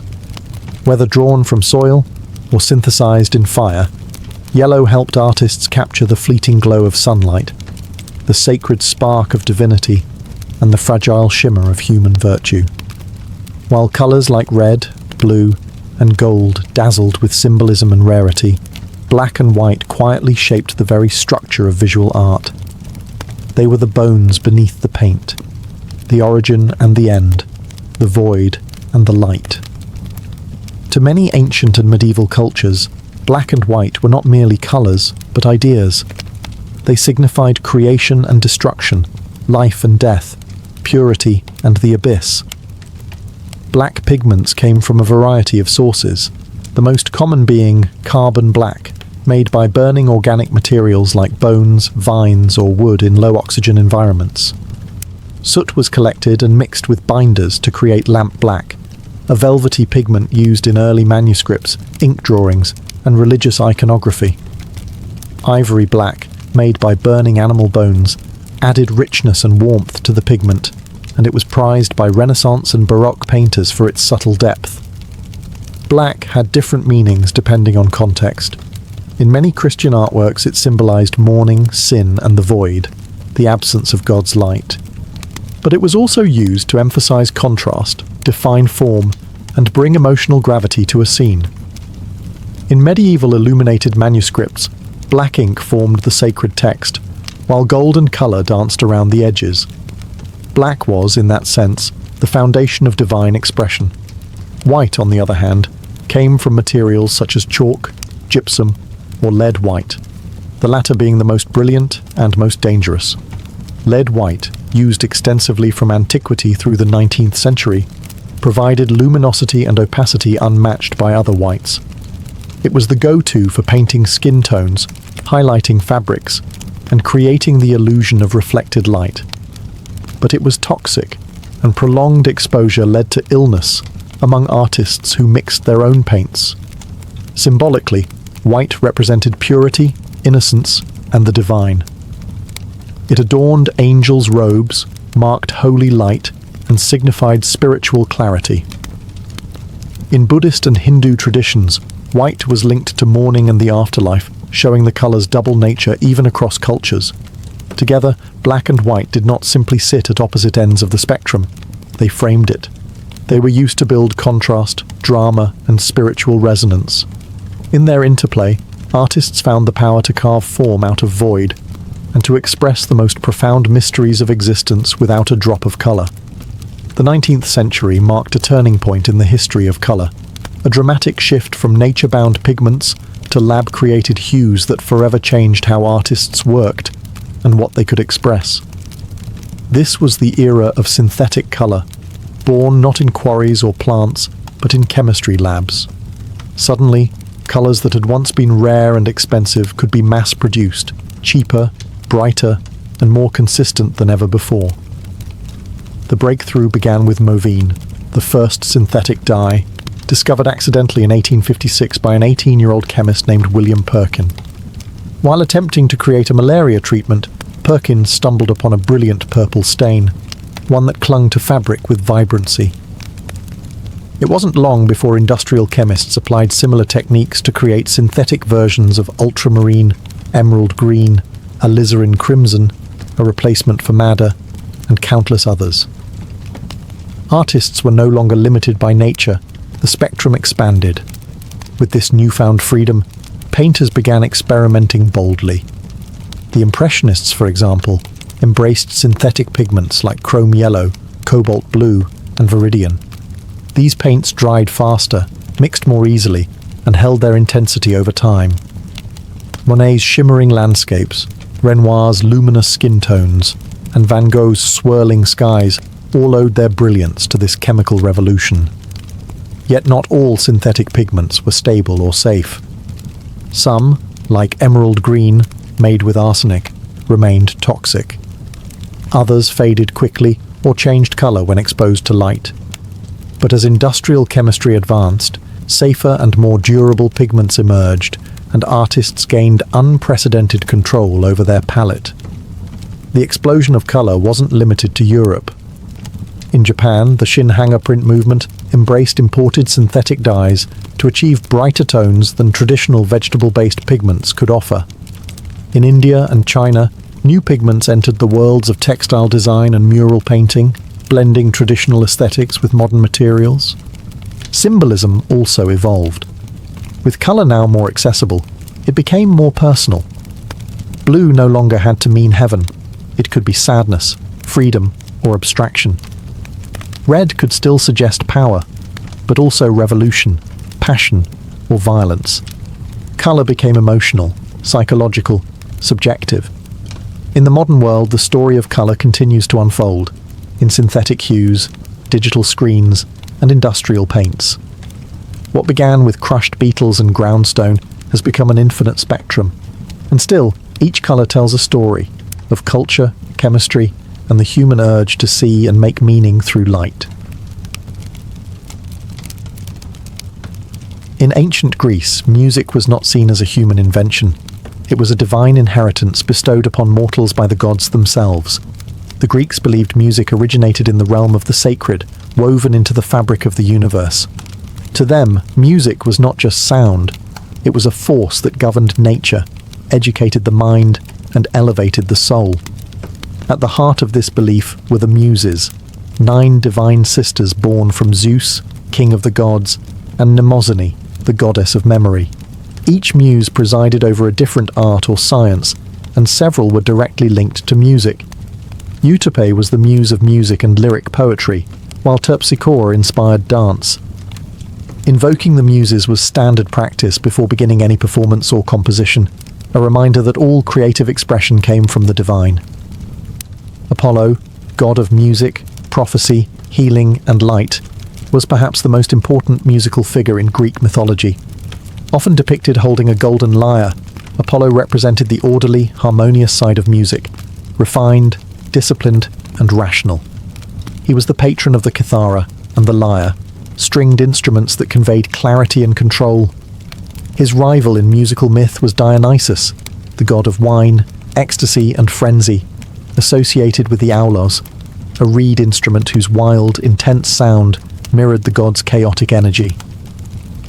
Together, Apollo and Dionysus embodied the dual nature of music, its ability to soothe and stir, to organize and overwhelm. No story captures this divine power more than that of Orpheus. A mortal bard blessed by the gods, Orpheus played the lyre with such beauty that animals gathered to listen, trees bent toward his song, and rivers altered their flow. When his beloved Eurydice died, Orpheus descended into the underworld and softened even Hades with his music, earning a chance to bring her back. A tragic tale of music's power over life, death, and fate. For the Greeks, music was more than art. It was a living force that shaped human behavior, governed the stars, and echoed the divine harmony of the cosmos. It could educate the young, heal the sick, and connect the mortal to the immortal. Music was, quite literally, a gift from the gods. In the soundscape of ancient Greece, 2 instruments reigned supreme, the lyre and the aulos. Though vastly different in construction and tone, both held deep symbolic meaning and were central to the daily life, rituals, and philosophies of Greek society. Each was tied to a different god, a different way of being, and a different emotional response, reflecting the dual nature of music itself. The lyre was the quintessential Greek instrument, simple in design, yet profound in impact. Made from a tortoise shell, wooden arms, and strings of sheep gut, it was light, portable, and deeply associated with education, poetry, and nobility. Played with a plectrum and often resting on the player's hip or shoulder, the lyre was not only an instrument of music, but of moral training. Young boys, especially those from aristocratic families, were taught to play the lyre as part of their early education. Through learning harmony and rhythm, They were believed to internalize discipline, balance, and self-control, ideals of the Apollonian worldview. In contrast, the aulos was a double-reeded wind instrument, similar in appearance to an oboe or clarinet. It produced a piercing, almost hypnotic sound, and was most often played in pairs. Two tubes held and blown simultaneously, sometimes using a leather strap called a forbear to steady the face. Unlike the serene and structured tones of the lyre, the aulos conjured intensity, emotion, and even ecstasy. It was used in military marches, religious ceremonies, and particularly in Dionysian rituals, where frenzied dance and spiritual intoxication were common. Its breathy, rhythmic force stirred the passions, making it the instrument of Bacchic mystery and liberation. Other instruments existed: the kithara, a larger, more professional version of the lyre, drums, cymbals, and the panpipes, syrinx, associated with pastoral traditions. But the cultural dialogue between the lyre and aulos defined much of Greek musical philosophy. Apollo and Dionysus, reason and passion, order and chaos, all echoed in the strings and reeds of these instruments. In this musical duality, the Greeks recognized a fundamental truth. Music was not monolithic. It had moods and meanings, high and low purposes. It could civilize or intoxicate, elevate or unravel, all depending on which instrument was in your hands. In ancient Greece, music was not an extracurricular indulgence. It was essential to the development of character, intellect, and civic virtue. The Greeks believed that music had the power to shape the soul, influence behavior, and align the individual with the greater harmony of the cosmos. As such, it formed a central pillar of paideia, the educational and cultural training of a citizen. From early childhood, young boys, particularly those from aristocratic families, were taught to sing and play the lyre as part of their formal education. Alongside gymnastics and literature, music was seen as a necessary discipline, one that trained both body and mind. Plato, in the Republic, emphasized that music, when taught properly, cultivated inner harmony and moral strength. It trained the emotions to follow reason, making a person more balanced and just. The right kind of music could elevate the soul, the wrong kind could corrupt it. For Plato, modes, the specific scales or tonal structures used in Greek music, carried distinct ethical qualities. The Dorian mode, for instance, was considered sober and manly, suitable for warriors. The Phrygian mode was passionate and emotional, and the Lydian mode was thought to soften or even weaken character. Thus, teaching music was not just about sound, it was about shaping ethical temperament. Aristotle, in his Politics, also regarded music as essential to education, but with a more pragmatic view. He believed that music could serve various functions: education, entertainment, and even catharsis, the cleansing or purging of emotions. While he agreed with Plato that music influenced character, he was more open to its emotional and recreational uses, so long as they were guided wisely. Singing was equally important. Homeric epics like the Iliad and the Odyssey were passed down through oral tradition, often sung by rhapsodes or bards with lyres. Memorizing and performing these poems taught not only language and history, but heroism, piety, and cultural identity. Music was the vehicle through which moral narratives were absorbed and repeated. To the Greeks, education was never just about facts or utility. It was about forming a soul attuned to beauty, order, and virtue. Music, they believed, was the tuning fork of the human spirit, capable of harmonizing the individual with both society and the cosmos. In ancient Greece, music wasn't only an art, it was a science. The Greeks, ever in pursuit of understanding the cosmos, believed that music followed the same universal laws that governed the stars, geometry, and the soul itself. At the heart of this belief was Pythagoras, the philosopher and mathematician who discovered the numerical relationships behind musical harmony and laid the foundation for music theory in the Western world. According to legend, Pythagoras once walked past a blacksmith's workshop and noticed that different hammers produced different pitches when they struck metal. He deduced that the pitch was related to the size and weight of the hammer, a numerical proportion. Inspired, he began experimenting with a monochord, a single-stringed instrument, to explore the relationship between string length and pitch. He found that when the length of a string was divided into simple ratios, such as 2-1, 3-2, or 4-3, the resulting tones were harmonious. A string half as long, 2-1, produced a note an octave higher.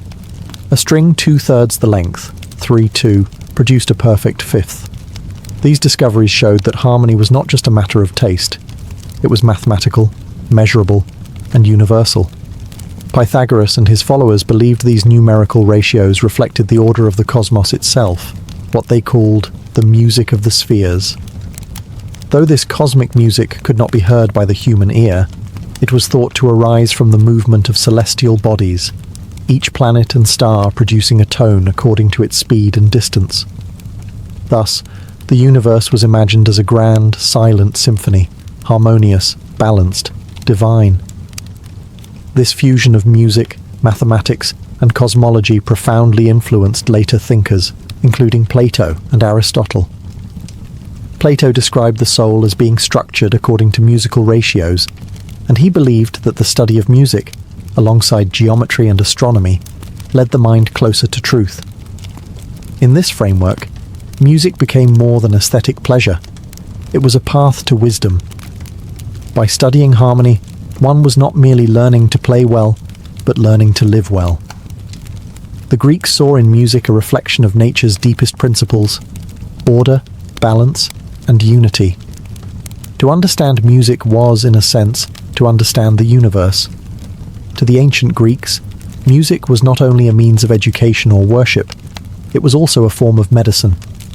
They believed that sound could influence both the body and the soul, restoring balance where there was disorder, calming madness, and even aiding in physical healing. This was not metaphorical. Music was considered a therapeutic tool, rooted in the same belief system that tied it to the cosmos, that harmony in sound mirrored harmony in the self. One of the earliest advocates of music therapy was Pythagoras, who believed that the soul could be tuned, much like a lyre. His followers practiced what they called musical purification, playing specific modes or melodies to soothe emotional distress or redirect unhealthy desires. According to ancient accounts, Pythagoreans would begin and end their day with specific pieces of music, morning melodies to awaken reason and clarity, and evening harmonies to induce calm and sleep. Plato echoed these ideas in his writings, suggesting that certain musical modes could encourage virtue while others stirred chaos. Just as unhealthy food could damage the body, the wrong type of music, he warned, could corrupt the soul. In the Republic, he wrote of purging bad musical forms from the ideal society to ensure moral and emotional well-being. In the healing sanctuaries of Asclepius, the god of medicine, music was sometimes used alongside dreams, baths, and herbal remedies. Patients seeking cures would undergo rituals that included music and chanting, designed to realign the inner self with the harmonious order of nature and the gods. The lyre, gentle and controlled, was especially favored for calming the nerves and steadying the spirit. The idea extended even to mental illness. Melancholy, mania, and hysteria were seen not just as medical conditions, but as imbalances of humours and soul states, and music, when correctly applied, could help restore order. The philosopher Theophrastus even documented cases of patients cured through carefully chosen melodies. Though they lacked the tools of modern medicine, the Greeks intuited what science would later confirm, that music can affect heart rate, reduce anxiety, and stimulate emotional response. For them, the connection was deeper. Music was medicine for the soul, a gentle guide toward harmony in mind, body, and cosmos. To heal was to harmonize. In ancient Greek theatre, music was inseparable from drama. It did not merely accompany the performance, it was the emotional and philosophical heartbeat of it. From the earliest tragedies to the bawdiest comedies, music helped shape the tone, deepen the message, and give voice to the people through one of the most distinctive elements of Greek drama, the chorus. The origins of Greek theatre lie in religious festivals honouring Dionysus, the god of wine, ecstasy, and transformation. During these festivals, a chorus of citizens would sing and dance in ritual performances known as dithyrambs. Over time, these ritual songs evolved into complex dramatic productions, and the chorus remained central, not as background, but as a narrative and moral force. The chorus typically consisted of 12 to 15 performers who sang, chanted, and danced in unison. Their music followed rhythmic patterns and was set to specific modes, carefully chosen to match the mood and message of the play. In tragedies by playwrights like Aeschylus, Sophocles, and Euripides, the chorus often commented on the action, reflected on divine justice, or expressed the collective fears and hopes of society. Their music wasn't ornamental. It was a vehicle for communal thought and ethical reflection. Instrumentation was minimal, but effective. The aulos, with its haunting, reedy tone, was the primary instrument used in theatre. Its sound added emotional tension, underscored dramatic moments, and heightened the psychological atmosphere. The chorus's movements and chants were closely tied to the music, creating a total experience of rhythm, sound, and motion. In comedy, music took on a livelier, often satirical role. Playwrights like Aristophanes used musical interludes to mock political figures, parody traditional forms, or interrupt the fourth wall with humorous commentary. The flexibility of music made it a perfect tool for theatrical innovation, whether in sorrow or laughter. Greek theatre wasn't just entertainment. It was civic ritual, philosophical inquiry, and social dialogue. Music connected individual experience with collective identity, turning stories into shared catharsis. Through melody, rhythm, and lyric, the theatre chorus became the voice of the polis, the city, the people, and the soul of a society trying to understand itself. In the theatre, music was not just heard, it was embodied, lived, and remembered. To the ancient Greeks, music was not a neutral medium. It was a moral force capable of shaping character, influencing emotions, and guiding ethical behavior. Central to this belief was the concept of ethos, the idea that different musical structures, or modes, could affect the human soul in distinct and predictable ways. Music, they believed, could make a man courageous, docile, melancholic, or wise, depending on the mode in which it was played. Greek modes were not exactly like modern musical scales, but shared a similar concept. Each mode had a particular series of intervals that created a unique emotional effect. These modes were named after regions or peoples, Dorian, Phrygian, Lydian, Mixolydian, among others, and were deeply associated with ethical and psychological traits. The Dorian mode, for example, was considered strong, disciplined, and masculine. Plato praised it as ideal for educating warriors, instilling steadiness and courage. The Phrygian mode was more passionate and ecstatic, linked with religious fervor and emotional intensity, often associated with the worship of Dionysus. The Lydian mode, by contrast, was softer, sweeter, and viewed by some philosophers, including Plato, as weakening or overly luxurious. This belief in musical influence extended into law and governance. In the Republic, Plato famously argued that changes in musical style could disrupt the moral fabric of society. He proposed strict regulation of musical modes in his ideal state, warning that improper harmonies could breed disorder and moral decay. Aristotle, while more tolerant, agreed that music impacted behavior and should be taught to shape the soul from a young age. Musicians and theorists like Aristoxenus further developed the science of modes, analyzing their interval structures and performance techniques. For the Greeks, this was not abstract theory. It was a form of moral engineering. Musical education wasn't just about producing skilled performers, it was about cultivating virtuous citizens. The concept of ethos gave music a unique and powerful status in Greek culture. Not simply an art form, but a guide for ethical living. The idea that melody could influence one's soul, behavior, and even societal order reveals just how seriously the Greeks regarded music.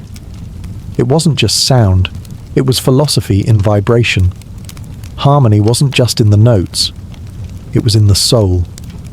In ancient Greece, music was not confined to theatres, temples, or classrooms.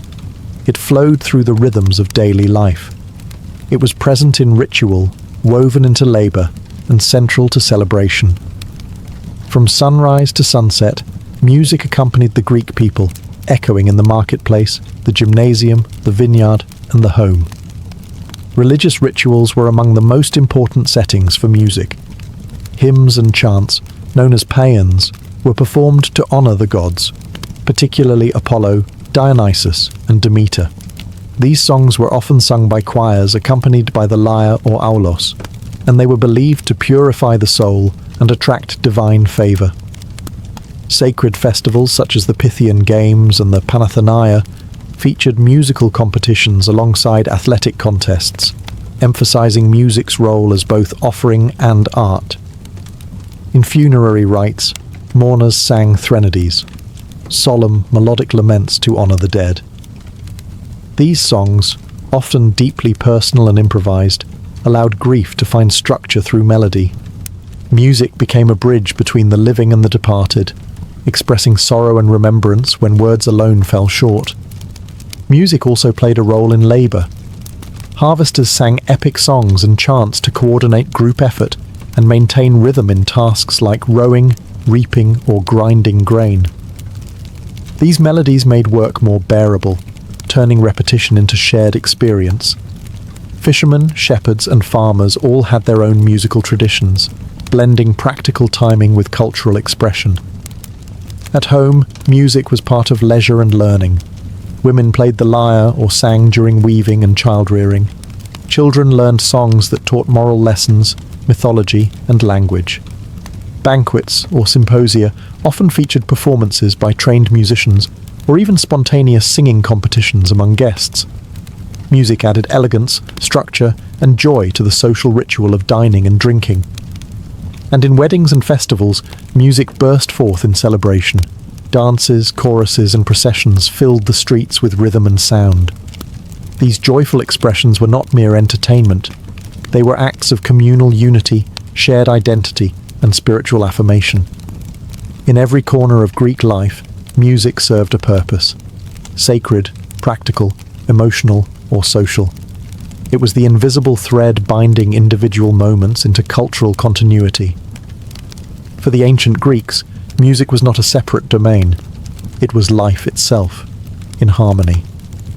Though the voices of ancient Greek musicians have been silenced by time, the echoes of their ideas still resonate throughout Western music, philosophy, and education. From their instruments to their theories, the Greeks laid the foundation for how music would be understood, taught, and valued for centuries to come. One of the most enduring legacies is the concept of music as a structured, mathematical system, an idea championed by Pythagoras and later refined by thinkers like Plato and Aristoxenus. Their belief that music reflected universal harmony influenced not only music theory, but the entire worldview of later civilizations. Medieval scholars adopted this idea into the quadrivium, a curriculum of arithmetic, geometry, astronomy, and music, placing musical study alongside the highest intellectual disciplines. Greek instruments also left their mark. The lyre, kithara, and aulos evolved into later European string and wind instruments. The Roman cithara, a direct descendant of the Greek kithara, inspired the medieval sitole and eventually the modern guitar. The aulos, with its double reeds and haunting tones, foreshadowed the oboe and other woodwinds. Even the physical posture of playing and the relationship between musician and instrument reflect ancient practices passed down through generations. Perhaps more influential, however, was the Greek idea that music molds the soul. This belief continued through Roman education, influenced early Christian doctrine, and resurfaced in the Renaissance when classical texts were rediscovered. Composers and philosophers like Boethius, who studied Greek musical thought, brought the ethos of antiquity into dialogue with Christian theology, laying the groundwork for music's spiritual and educational role in Europe. Fragments of ancient Greek music itself survive, most famously the Seikilos epitaph, the oldest complete musical composition known, etched into a tombstone in Asia Minor. Though sparse, These notated pieces give us glimpses into the melodic contours and rhythms of the past. Today, the Greek vision of music as a force that binds the cosmos, heals the soul, educates the mind, and elevates the spirit remains a powerful idea. Their understanding of music not as mere entertainment, but as a guide for ethical and emotional life, still influences how we teach, perform, and experience music. The music of ancient Greece may no longer be sung aloud, but its philosophy still plays, softly, in the background of our culture.